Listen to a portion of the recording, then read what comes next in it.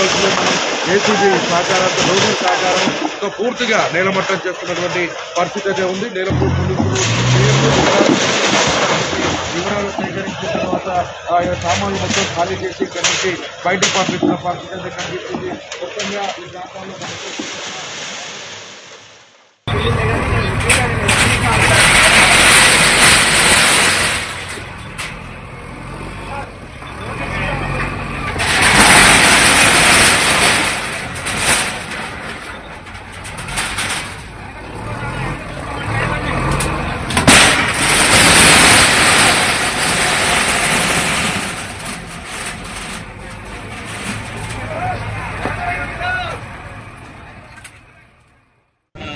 కూడగల చందా పడితే ఇదే కూల్చేసుకుని ఇక్కడికి ఇదే ప్రభుత్వం నిర్లక్ష్యం. నా ఇంటికి తీసుకోమో నా సమాన్ లేదు నన్ను బయట మొత్తం నా రేకులు ఇల్లు అన్ని కూల్చేస్తాం. ఇక్కడ ఏ ఒక్కరికి వచ్చినా ప్రభుత్వం భావించాలి. గుండె ఆగిపోయి వచ్చినా మందు ఆగి చచ్చిపోయినా ప్రభుత్వం భరించాలి.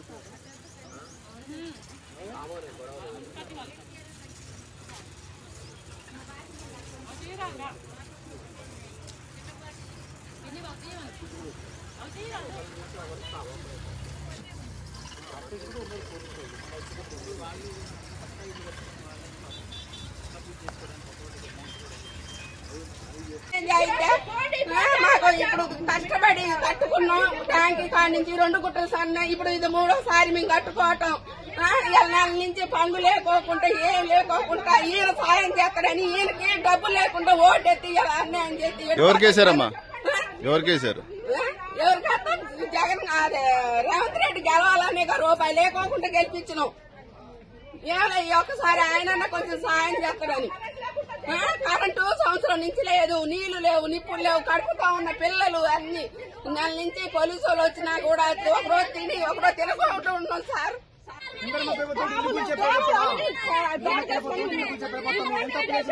ముందుగా చెప్తా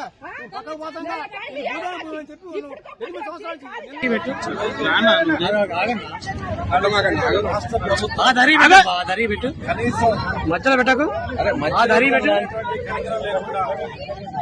వెలుగుమట్ల గ్రామంలో సుమారు 2000 మంది ప్రజల గుడిసెల్ని ఎలాంటి కోర్టు ఆర్డర్ లేకుండా ఎలాంటి ఆదేశాలు లేకుండా ఏకపక్షంగా కాంగ్రెస్ పార్టీ తన నమ్ముకున్నటువంటి కొంతమంది కాంట్రాక్టర్ల కోసం వాళ్ళ ప్రయోజనం కోసం గుడిసెల్ని ఏకపక్షంగా రాజ్యాంగ విరుద్ధంగా కూల్చేస్తున్నారు.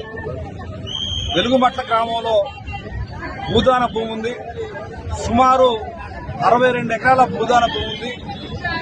ఈ భూమిని సుమారు 14-15 సంవత్సరాల క్రితం పేదలు భూదాన బోర్డు ద్వారా పట్టాలు తెచ్చుకొని ఆ పట్టాలు